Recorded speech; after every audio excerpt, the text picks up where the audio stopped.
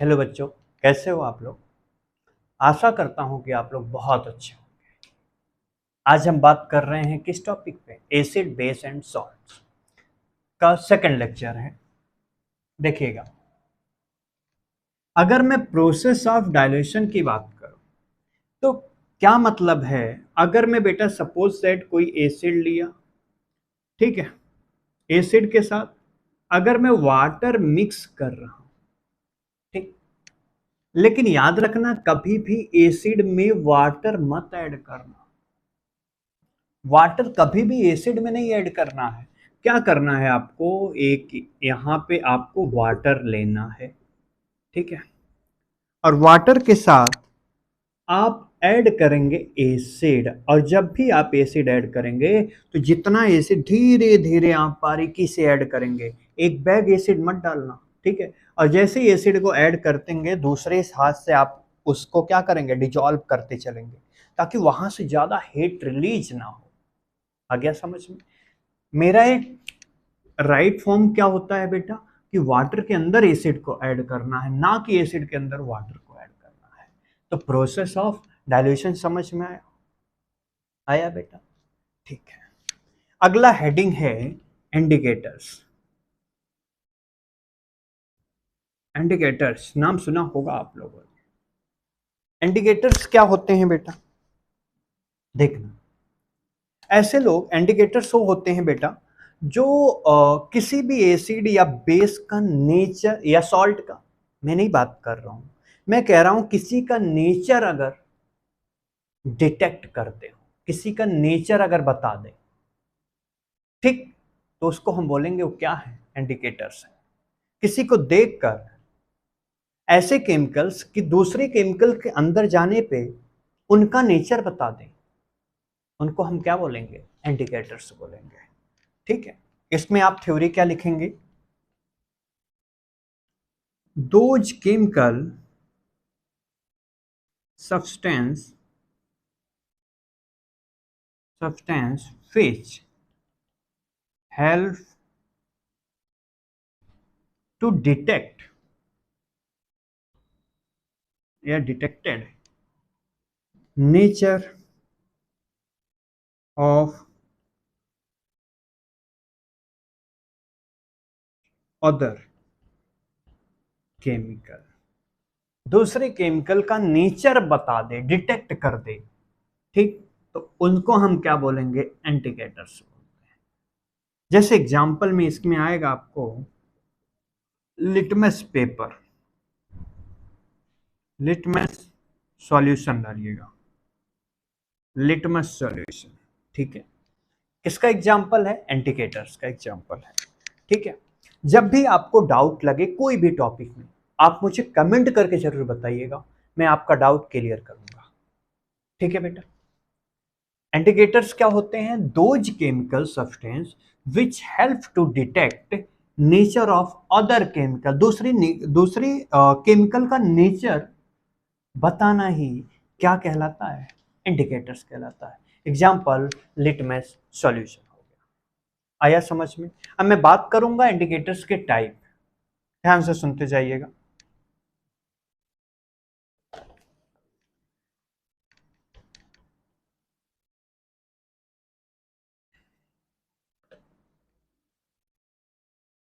सुनिएगा बेटा,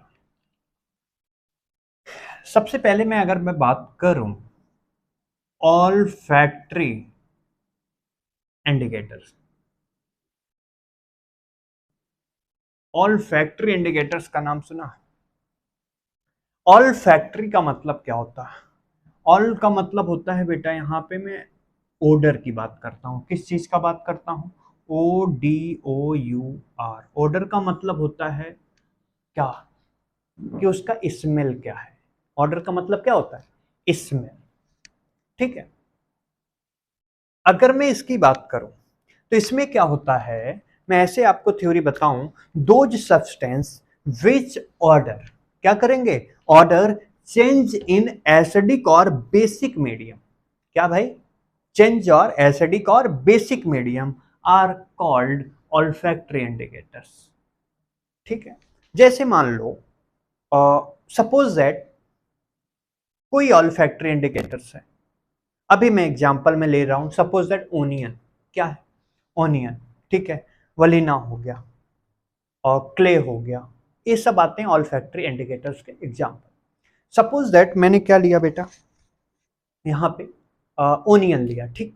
अगर ओनियन को मैं एसिड में डालता हूं ना, अगर मैं ओनियन को पहले सुगंध करूं, ठीक है ओनियन है, लेकिन अगर मैं उसको एसिड में डाल रहा हूं तो उसका स्वाद वही रहेगा, लेकिन अगर मैं उसको बेस में डाल रहा हूं ना तो उसका स्वाद चेंज हो जाता है, यानी उसका स्मेल क्या होगा, चेंज हो जाएगा। जब मैं एसिड को, अब सपोज दैट मैंने यहाँ पे ओनियन लिया और ओनियन को मैं पेस्ट जो है वो जब मैं सुगंध किया तो उसको मुझे अलग टाइप का ओनियन के टाइप का लगा। जब मैंने उसको एसिड में डाला फिर भी मुझे महसूस हुआ कि वो ओनियन ही है। जब मैं उसको बेस के अंदर डालूंगा तो डिटेक्ट करता है क्या, कि बेटा वो अपने आप को चेंज कर लिया, यानी उसका कलर स्मेल क्या हो गया, चेंज हो गया। उनको हम बोलेंगे क्या, ऑल्फैक्टरी इंडिकेटर्स। मैं लिखूंगा बेटा इसका फार्मूला, दोज सब्सटेंस या दोज केमिकल्स लिख सकते हैं आप, या दोज इंडिकेटर्स लिखना,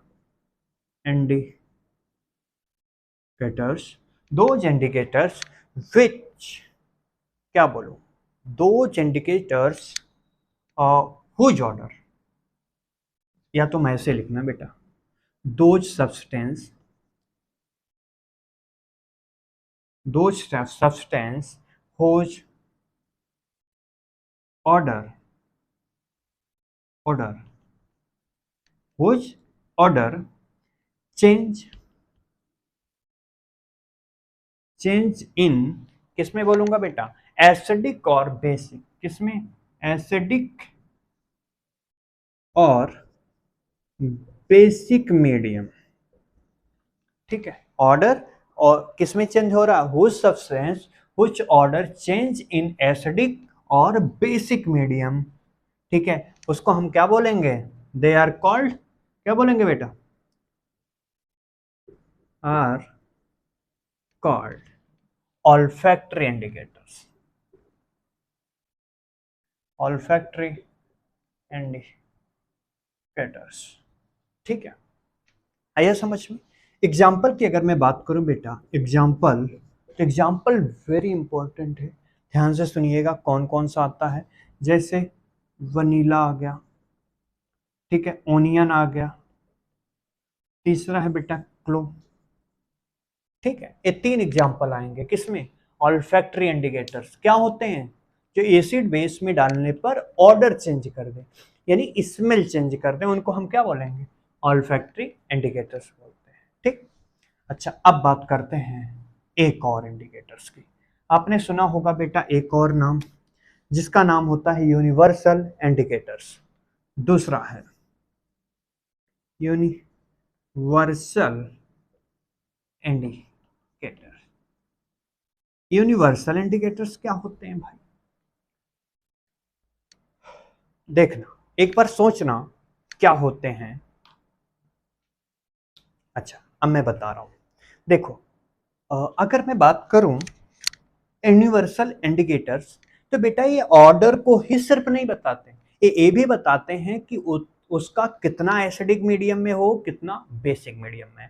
जैसे अगर मैं कोई भी यूनिवर्सल इंडिकेटर्स लूं तो सबसे पहले वो स्मेल तो बताएगा, उसका डिटेक्ट करके नेचर तो बता देगा कि एसिडिक है या बेसिक है या सॉल्टी है, लेकिन उसके साथ साथ ये भी बताएगा कि कितना एसिडिक है और कितना बेसिक है।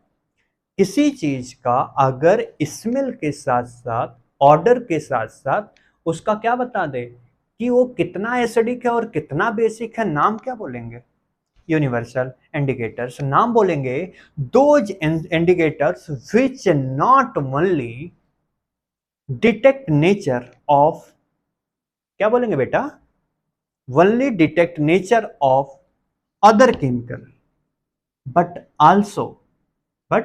also detect their acidic or basic medium strength, acid medium, acidic and basic medium का स्ट्रेंथ कितना है। तो ध्यान से सुनिएगा क्या होगा,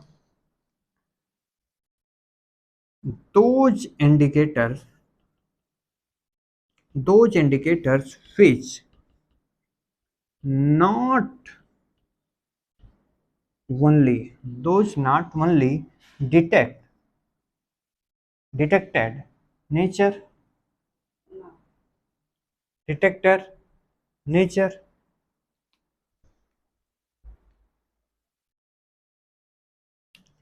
nature of other chemicals, but also but also determine their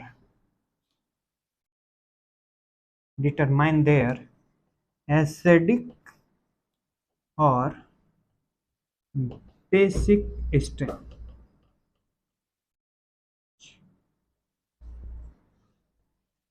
क्या बोला था बेटा कि ऐसे यूनिवर्सल इंडिकेटर्स होते हैं जो उसका ऑर्डर के साथ साथ क्या बताएं, नेचर के साथ साथ ये भी बता दें कि उस एसिड कितना एसिडिक है और कितना बेसिक है। यही तो बताया हूं मैं आपसे। तो उसको हम क्या बोलेंगे, यूनिवर्सल इंडिकेटर्स। ठीक है, आपको एग्जाम्पल याद रखना है बेटा। एग्जाम्पल में आएगा इसका पीएच पेपर। ठीक है, पीएच पेपर हम बात करेंगे। अभी पहले आप इसको एक बार देख लीजिएगा कि ऑल्फैक्टरी इंडिकेटर्स क्या होते हैं और यूनिवर्सल इंडिकेटर्स क्या होते हैं। आया समझ में? अब मैं बात करता हूं किस चीज का, ध्यान से देखिएगा।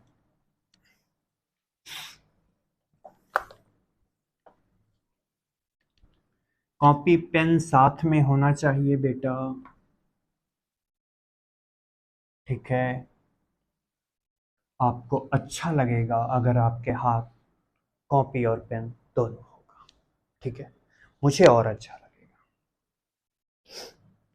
देखो भाई, सबसे पहले आपने अगर पीएच स्केल नाम सुना होगा, क्या बेटा, पीएच स्केल्स नाम सुना होगा। पीएच स्केल्स कैसे होती है, ध्यान से देखिएगा। अगर सपोज दैट मैं यहाँ से 0 स्टार्ट किया, यहाँ पे 14 कर दिया और बीच में 7 ले लिया, कोई दिक्कत नहीं। इधर को मान लूंगा मैं 6 5 4 3 2, 2 के बाद बेटा 1 0, इधर 8 9 10 11 12 13 14, तो 13 हो गया, 12 11 10 9 8। ठीक, अब ध्यान से देखना बेटा, अगर मैं 7 से 0 के साइड में आऊंगा तो मेरा एसिडिक नेचर बढ़ेगा। क्या होगा, बढ़ेगा। अगर मैं 7 से लेके 14 के साइड जाऊंगा तो मेरा बेसिक नेचर बढ़ेगा। ठीक, अगर मैं 7 से 0 के साइड आया तो मेरा एसिडिक नेचर बढ़ेगा, लेकिन अगर मैं 7 से 14 के साइड जाऊंगा तो इसका बेसिक नेचर बढ़ेगा। मैं एक और एग्जांपल से समझा रहा हूं, ध्यान से सुनिएगा।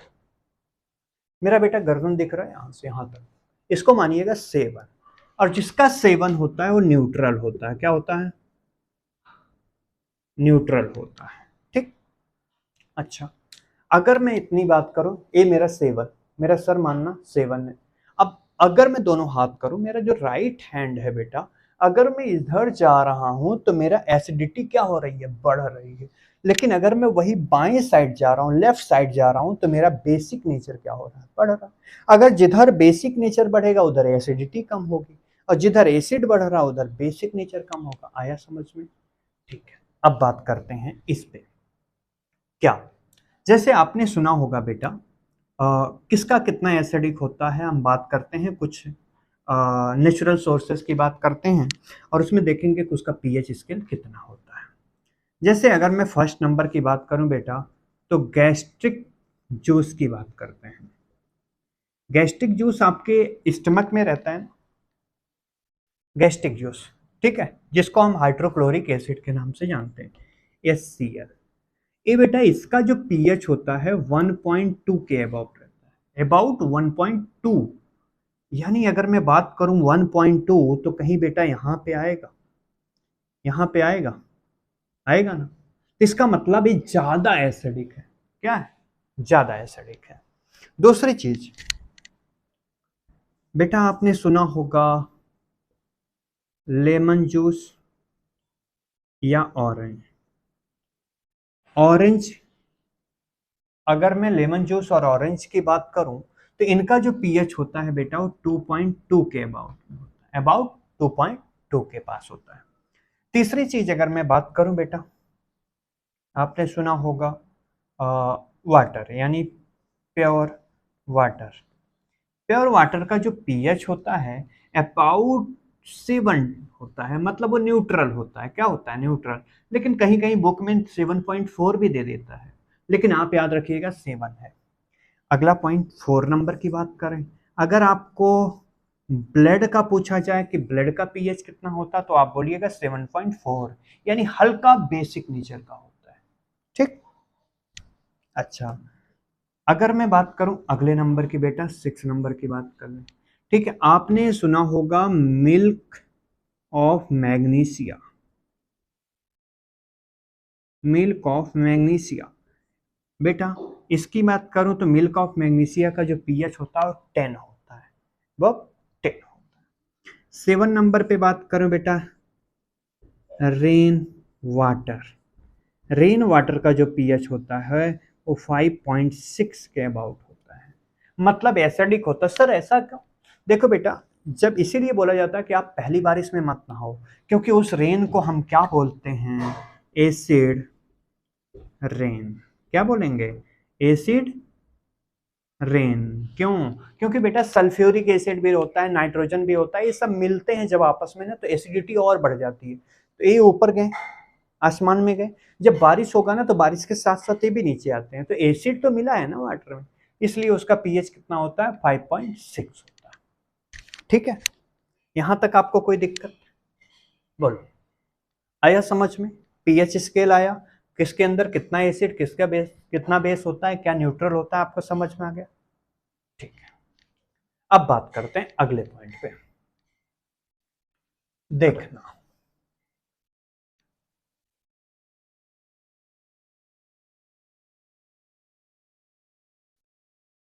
हम तुम्हारे हैं सनम।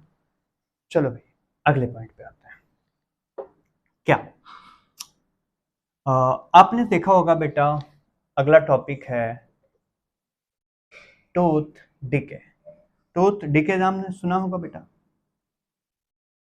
टूथ डिके क्या होता है? टूथ कब खराब होता है? बिलो 5.5 पीएच के नीचे अगर आ गया आपके दांत का एसिडिक मीडियम 5.5 होता है, अगर उससे नीचे आ गया तो दांत खराब होने लगता है। अब दांत खराब कैसे होगा? सुन, देखो, अगर मैं आपके टीथ की बात करूं बेटा,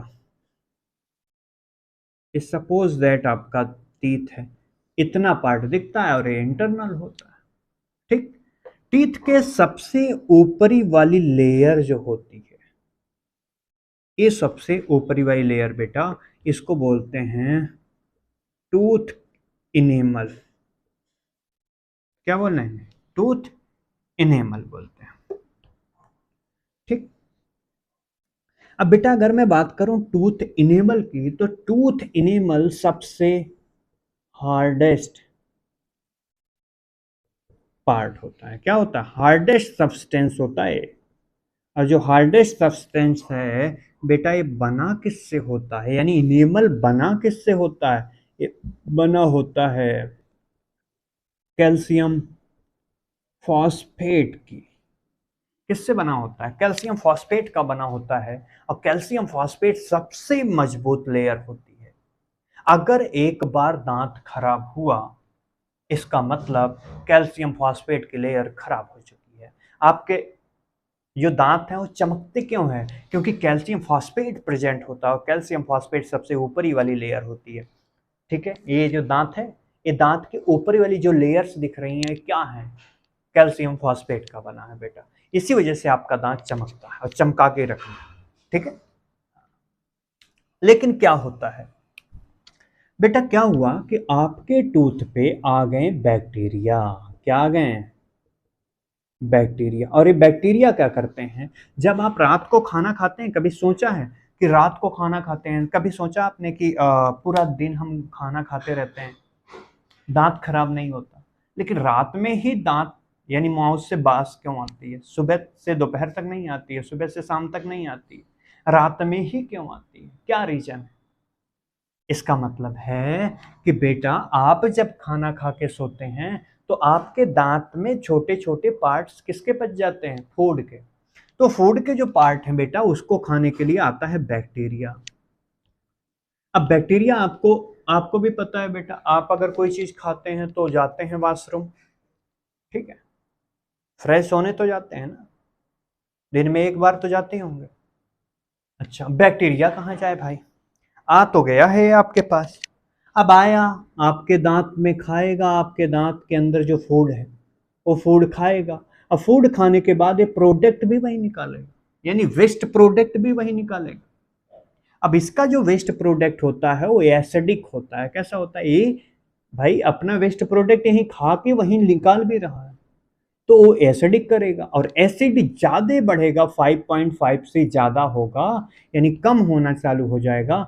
यानी अगर मान लो 5.4, 5.3, 5.2 ऐसे नीचे आने लगे, तो आपका इनेमल यानी कैल्शियम फॉस्फेट खराब होने लगेगा। आ गया। और जब इनेमल खराब हो गया तो बेटा पूरा दांत आपका खराब हो जाएगा, क्योंकि सबसे हार्डेस्ट पार्ट यही है। कोई दिक्कत, टूथ डिके समझ में आया? अच्छा, अब मैं बात करता हूं बेटा आपके डाइजेशन सिस्टम के। आपने डाइजेस्टिव सिस्टम पढ़ा होगा बेटा।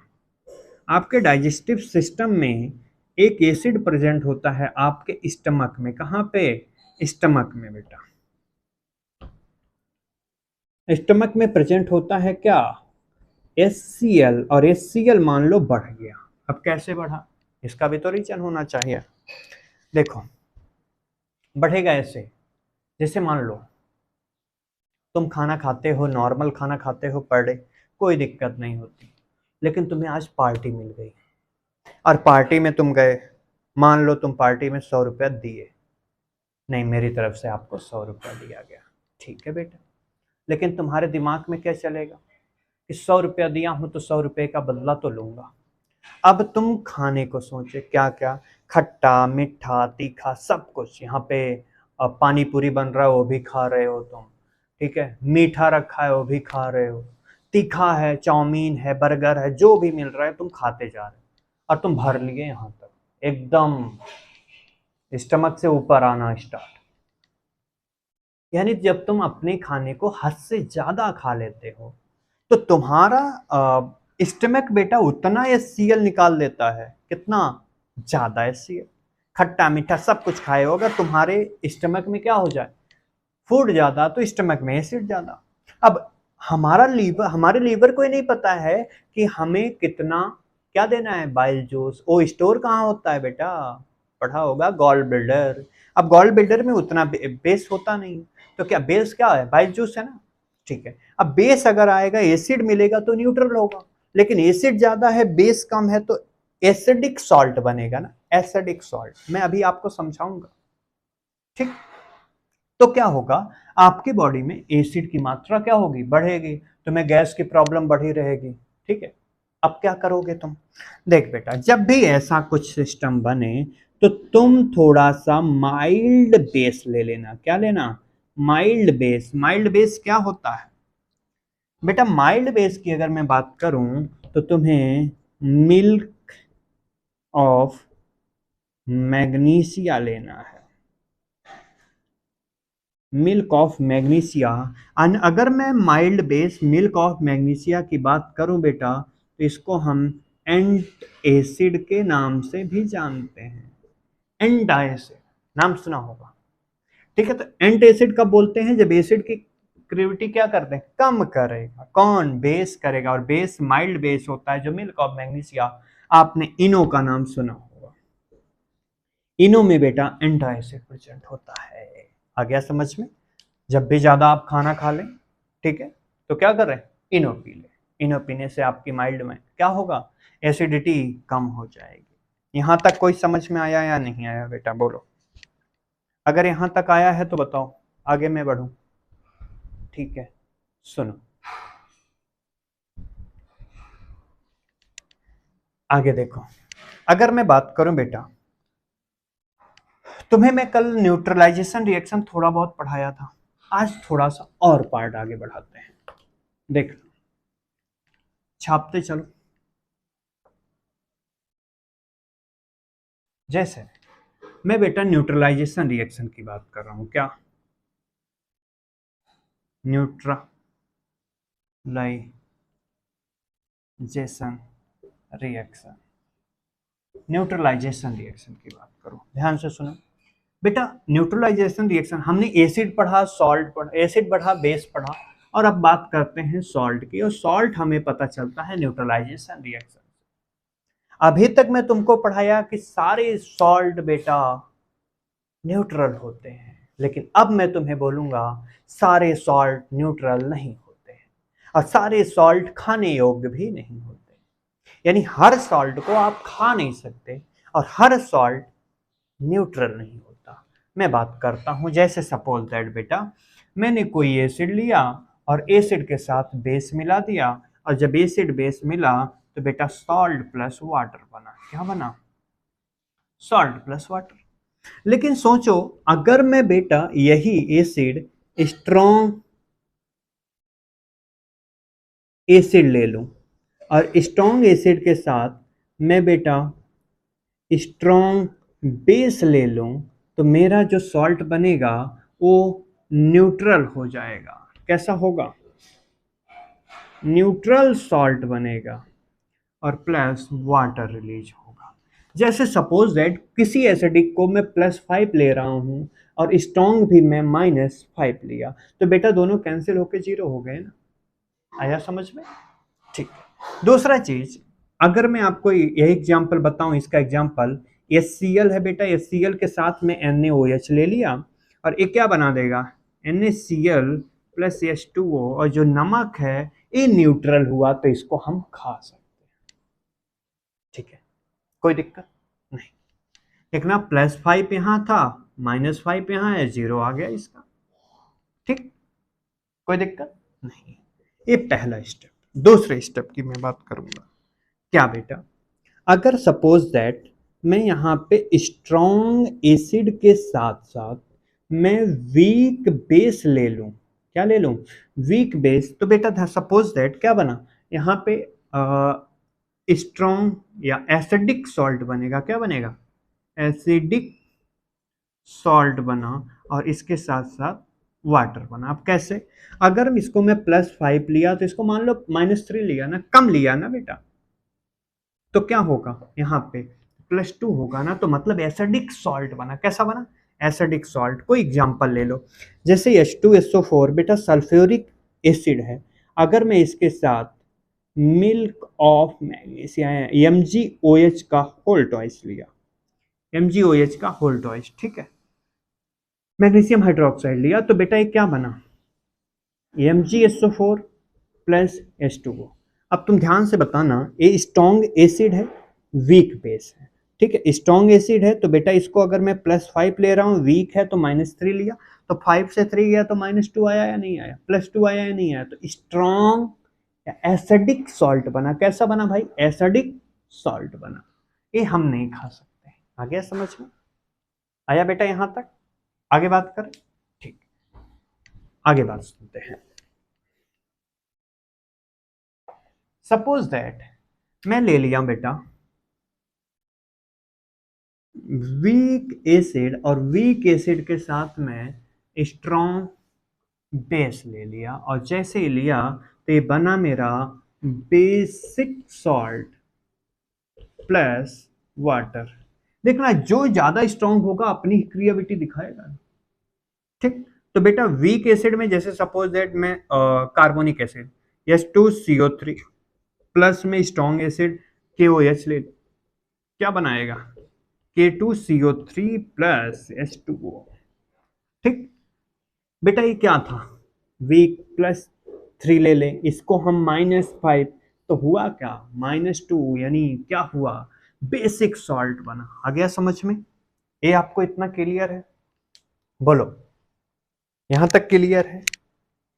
कोई दिक्कत नहीं, आगे बढ़ते हैं। यानी हर सॉल्ट हम नहीं खा सकते, और हर सॉल्ट एसिडिक और सॉरी हर सॉल्ट न्यूट्रल नहीं होता, एसिडिक भी हो सकता है और बेसिक भी हो सकता है। अब मैं बात करूंगा type of salt. Very important है बेटा, अगर आपको याद है तो अच्छी बात, नहीं याद है तो और अच्छी बात है। अब तो याद कर लेना। पहला चीज बेटा, कॉमन सॉल्ट की बात करूंगा। दूसरा बात करूंगा बेटा ब्लीचिंग, ब्लीचिंग पाउडर की। तीसरी चीज में बात करूंगा बेटा बेकिंग सोडा की। चौथी चीज में बात करूंगा यहां पे वॉशिंग सोडा की। बेटा 4 नंबर है। 5 नंबर की बात करूंगा मैं पीओपी, प्लास्टर ऑफ पेरिस। क्या है बेटा? Plaster of Paris. अब सुनना, अगर मैं कॉमन सॉल्ट की बात करूं तो इसका फार्मूला होता है NaCl। इसका क्या लिखेंगे आप? Sodium chloride. मैं बोलते चल रहा हूं, सोडियम क्लोराइड लिखेंगे, ठीक है। ब्लीचिंग पाउडर का फार्मूला होता है बेटा CaOCl2, कैल्शियम ऑक्सीक्लोराइड। क्या बोलेंगे? Calcium oxychloride. अच्छा, बेकिंग सोडा का नाम होता है बेटा, बेकिंग का NaHCO3, नाम बोलेंगे सोडियम हाइड्रोकार्बोनेट। सोडियम बाइकार्बोनेट के नाम से भी जाना जाता है, सोडियम हाइड्रोकार्बोनेट या सोडियम बाइकार्बोनेट, ठीक।